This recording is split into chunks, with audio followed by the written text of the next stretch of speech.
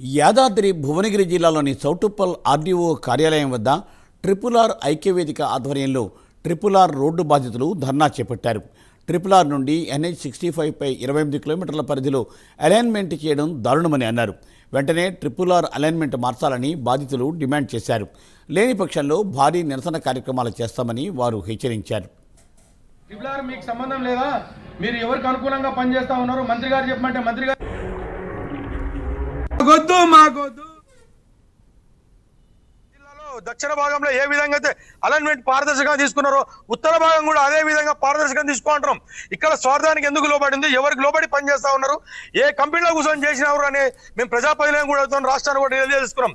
ఈ రైతులు ఇప్పటికే చాలా ఓపికగా ఉన్నారు. ఎవరు కూడా ఆరేళ్ళు కానీ సర్వే మీదకి పంపొద్దని కూడా గతంలో కలెక్టర్ గారు కూడా చెప్పడం జరిగింది. ఆర్టీఓ గారికి కూడా పెద్ద ఎత్తున ధర్నా చేసినప్పుడు చెప్పినాం. ఆర్టీఓ గారు రమ్మని చెప్పినాం, రాకుండా ఏసీపీ గారు సిఐ గారు ఉండి మాకు సద్మాయి చెప్పారు, అయ్యా మీకు వారం 10 రోజులు చేపిస్తాను. కమిషనర్ గారు కూడా మేము రాచకొండ కమిషనర్ గారు కూడా కలిసాం. సార్ 3.5 సంవత్సరాల నుంచి మేము శాంతియుతంగా చేస్తున్నాం. ఎక్కడో లంకిచర్ల జరిగినట్టు, నిర్మల్ జరిగినట్టు, అంబుజా కంపెనీ జరిగినట్టు ఎందుకు చేస్తలేరు ట్రిపుల్ ఆర్ రైతులు అంటే?